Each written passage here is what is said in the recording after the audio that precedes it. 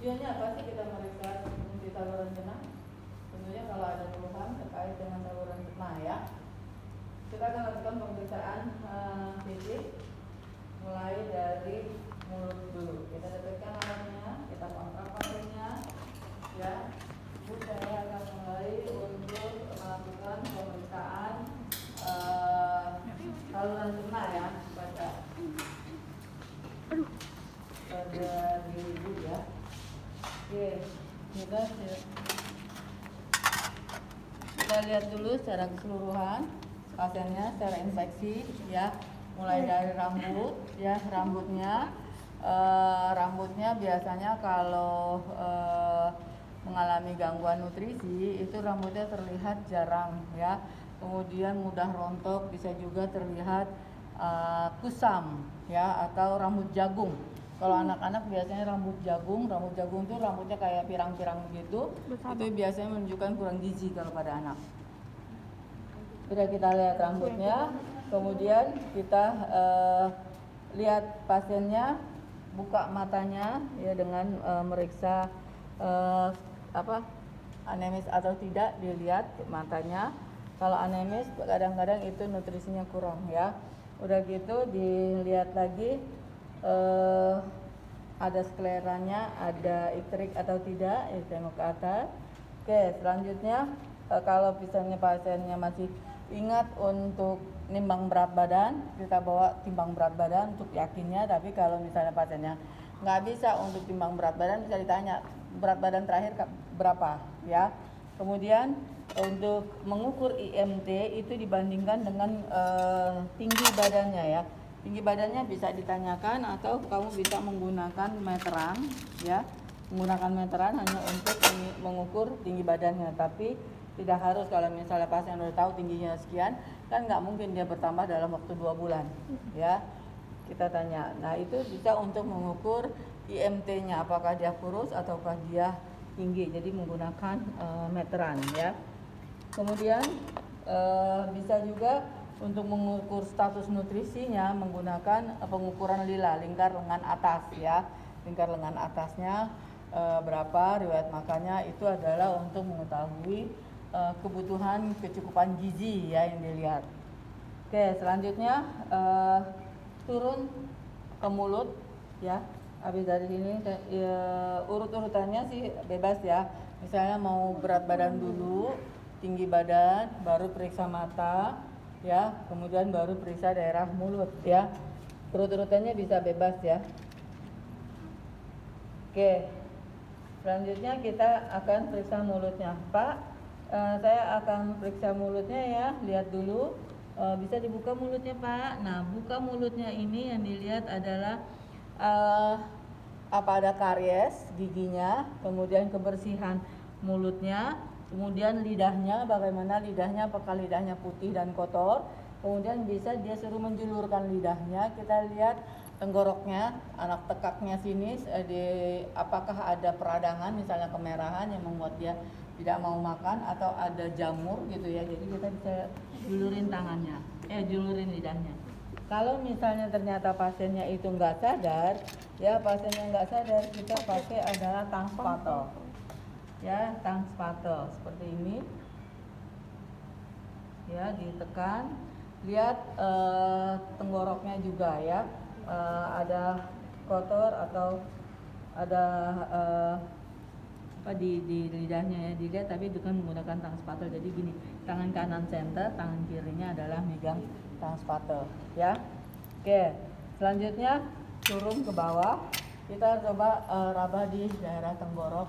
Ini apakah ada pembesaran pada kelenjar getah bening, atau ada struma, atau ada apa yang menyebabkan dia terganggu makanannya. Jadi di daerah leher diraba. Oke, daerah dada kita nggak bisa cek karena di sini ada esophagus ya. Terus langsung kita akan meriksa daerah perutnya. Maaf ya Pak, saya akan periksa daerah perutnya. Saya buka dulu ya. Nah, karena kita mau daerah perutnya tadi, handphone saya mana? Kayaknya tadi nyiapin ya? Handphone-nya. Oke ya, oh ini ya. Bukan. Oke, saya akan meriksa ke perutnya ya Pak. saya gunakan handphone bersih ya.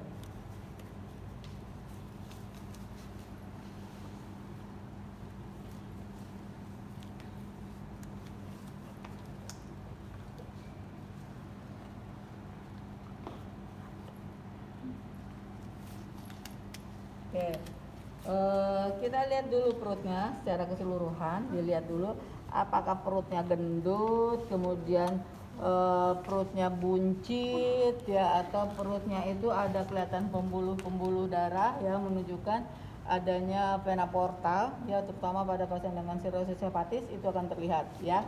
Jadi lihat perutnya, kemudian bagaimana kondisi perutnya, kulit perutnya.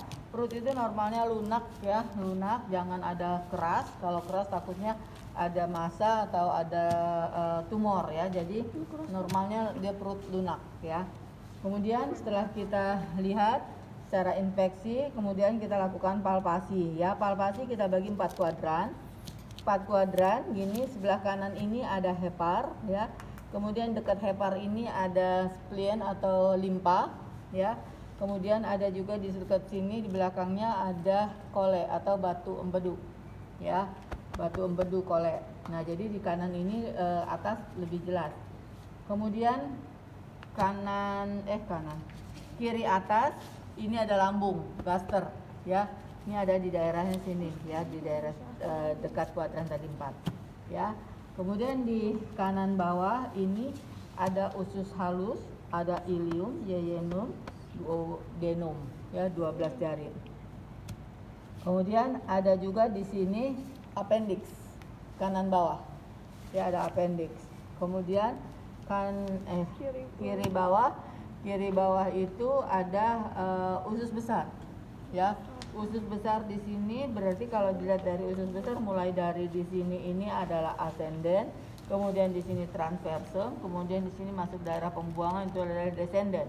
Jadi ascendant, transversum, descendant. Jadi di sini yang teraba adalah kalau misalnya riwayat pasiennya tidak buang air besar sampai dengan 1 minggu, ya, si fekal atau si feses akan terasa keras. Nah, ini akan teraba di tangan kita ini adalah fekal, ya, feses yang menyebabkan dia tidak bisa buang air besar. Biasanya pasien itu mengalami namanya ileus, ya. Ileus ada 2, ada ileus obstruktif, ada ileus paralitik. Kalau ileusnya obstruktif, sumbatannya mampet total, ya. Tapi kalau ileusnya paralitik biasanya masih sedikit, ya. Kalau dia obstruktif, kentut pun nggak bisa, ya. Jadi sedikit itu nggak ada sama sekali yang keluar, ya, menyebabkan dia jadi begah sama sekali, nggak enak, dan pasiennya itu bisa sampai shock, ya, karena dia mengalami tidak ada pembuangan, nyeri gitu, ya, tidak nyaman, nyeri, kemudian dia bisa jadi shock, ya, karena feses normalnya kan harus dibuang. Kalau dia 1 minggu nggak dibuang kan yang namanya kotoran muter di dalam tubuh kan. Nah itu, jadi kalau dia paralitik itu masih bisa keluar, misalnya tadi kentut masih ada, terus masih ada misalnya keluar air saja gitu, tidak yang kerasnya. Nah itu berarti dia adalah paralitik, ya. Oke, selanjutnya setelah kita lihat secara keseluruhan, kita mulai palpasi, ya. Palpasi kita tekan seperti ini, ya. Ini adalah megang yang atas. Nah, kalau Anda tidak terasa sama sekali, ini bisa sedikit diangkat kayak gini kan, badannya nekuk, ya. Boleh sedikit diangkat sama tangan kirinya, ya, diraba daerah sininya. Nah, sambil meraba seperti ini, yang dirabakan itu adalah bagaimana teraba nggak sih ini si hepar, si hati. Hati itu gambarnya seperti ini, ya. Ya, jadi segitiganya agak melonjong ke kanan lebih besar. Nah, ini diraba, sebelah sini teraba apa enggak, sebelah sini teraba apa enggak, tonjolan dari ujung si hepar, ya. Kalau teraba berarti ada pembesaran pada hepar. Pembesaran pada hepar itu merupakan tanda dari hepatitis, ya. Jadi diraba seperti ini. Kemudian setelah diraba, kemudian pindah ke sebelah sininya, ya. Bagaimana distensinya, keras atau lunak atau apa, diraba seperti ini juga. Kemudian dia sebelah kanan berarti gaster, ya. Gaster, nyeri tekan, nyeri lepas. Kalau dia ditekan enak nggak? Begitu dilepas perih, nyeri gitu, ya. Nyeri tekan, nyeri lepas. Coba ini di kanan ini juga nyeri tekan nyeri lepas ya. Kalau dia ditekan rasanya enak, atau dia begitu dilepas justru jadi nyeri. Ya, kalau tadi bisa juga distensi keras, lembek, kemudian ada apa sih apa bengkak, kayak bengkak gitu ya, benjol gitu ya. Kemudian ke kanan bawah ya, sambil dinyeri tekan nyeri lepas. Kalau dia ada appendix, begitu ditekan sakit langsung gitu ya. Nah, berarti dia ada masalah di appendixnya. Kemudian sambil dirasakan tadi nyeri tekan nyeri lepas. Nah, di kanan di kiri ya, kiri bawah juga dirasakan apakah ada massa atau ada kayak tadi fekal ya, atau apa yang dirasakan, lunak atau tidak. Oke, setelah itu baru kita turun ke auskultasi ya. Auskultasi yang didengarkan adalah suara usus ya, bising ususnya yang didengarkan. Suara bising usus itu normalnya bising usus adalah 9 sampai dengan 12 kali ya. Normal 9 sampai 12. Ya, normal. Jadi yang didengarkan pertama adalah suara gasternya. Suara gaster, kamu coba latihan dengerin suara lambung kamu sendiri seperti apa sih suara gaster ya. Dengarkan suara gasternya. Kemudian baru ke suara usus atau bising usus. Jadi daerah sini ya. Didengarkan suara bising usus. Bising usus normalnya adalah 9 sampai dengan 12 kali. Kalau pasiennya diare itu bising usus akan lebih ramai, bisa sampai dengan lebih 20 kali, sampai lebih dari 20 kali. Biasanya itu maksudnya diarenya masif ya, masih sering gitu. Kemudian didengarkan sebelahnya juga ya. Jadi suara bising usus normalnya seperti apa? Coba kamu dengerin perutmu masing-masing ya, seperti apa suara bising usus. Jadi harus berlatih, kenali diri sendiri dulu, ini dianggap sebagai yang normal, baru kita periksa pasien. Kalau misalnya kok suaranya aneh ya begini, oh berarti ini ada masalahnya gitu ya. Kita anggap diri kita yang normal, jadi kita ukur diri kita sendiri dulu ya. Oke, setelah itu baru kita akan melakukan perkusi ya. Setelah itu kita melakukan perkusi. Perkusi adalah ketukan ya.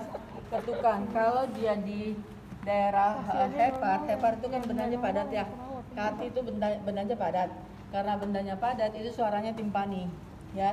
Normal pada hati suaranya adalah timpani pada saat kita lakukan ketukan. Yang diketuk adalah pada tangan kita ya, bukan pada pasiennya. Ditekan sedikit tapi di gitu ya. Nah, kalau pada lambung biasanya dia lebih suaranya bisa lebih nyaring ya, lebih nyaring, tapi tidak sangat nyaring ya. Dibanding dengan pada hepar, dia lebih pekak karena dia padat, jadi namanya normalnya adalah timpani ya. Tuh ya, diketuk. Oke? Ada pertanyaan kira-kira?